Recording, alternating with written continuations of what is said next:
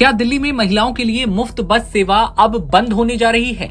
ये सवाल इन दिनों लोगों में चर्चा का विषय बना हुआ है, लेकिन किसी के पास जवाब क्लियर नहीं है। चलिए आपको समझाते हैं डीटीसी बसों के बंद होने की चर्चाओं का पूरा सच। दरअसल कहा जा रहा है कि डीटीसी यानी दिल्ली परिवहन निगम पर 60,000 करोड़ रुपए का कर्जा है।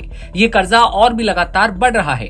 60,000 करोड़ के घाटे के साथ महिलाओं के लिए दिल्ली परिवहन निगम की बसों को फ्री में चलाना अब सीएम रेखा गुप्ता की सरकार के लिए एक अग्नि परीक्षा जैसा बन गया है।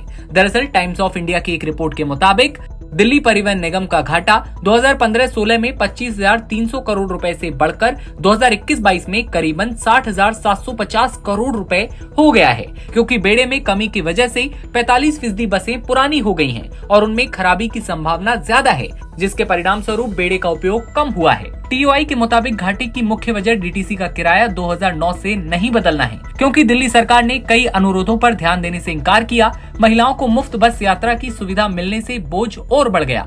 ये घाटा दिल्ली सरकार के लिए बड़ी चुनौती बन गया है। सीएजी की रिपोर्ट में कई खामियां उजागर हुई हैं, जिनमें बसों की कमी, किराया वसूलने में गड़बड़ी और सीसीटीवी कैमरों का इस्तेमाल न होना शामिल है। कहा यह भी गया कि आम आदमी पार्टी की सरकार अपने दोनों ही कार्यकाल में पर्याप्त बसें खरीदने में विफल रही है।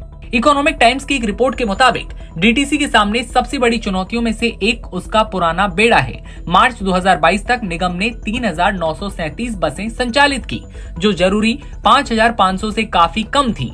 इनमें से 1,770 ज्यादा पुरानी थी। लो फ्लोर बसें 10 साल से ज्यादा वक्त से सेवा में थी। बार बार होने वाली खराबी ने रोजाना के ट्रांसपोर्ट को खराब बनाया। इकोनॉमिक टाइम्स की एक रिपोर्ट में कहा गया कि सीएजी की रिपोर्ट में डीटीसी की रूट प्लानिंग की कड़ी आलोचना की गई है। निगम ने 468 रास्तों पर परिचालन किया, जो दिल्ली के कुल 814 बस मार्गों में से केवल 57% को कवर करता है। परिचालन लागत को कवर करने के लिए एक भी रास्ते से पर्याप्त राजस्व भी उत्पन्न नहीं हुआ।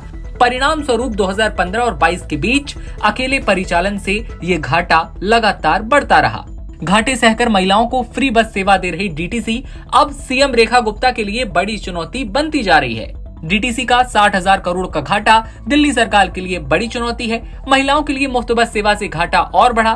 सीएजी की रिपोर्ट में कई खामियां उजागर हुई, जिनमें बसों की कमी, किराया वसूली में गड़बड़ी, सीसीटीवी कैमरे न होना शामिल है। आम आदमी पार्टी की सरकार अपने दोनों ही कार्यकाल में पर्याप्त बसें खरीदने में विफल रही, ऐसा कहा जा रहा है। निगम के 60,000 करोड़ के इस घाटे को पिछली आम आदमी पार्टी की सरकार ने मौजूदा रेखा सरकार को तोहफे में दिया है।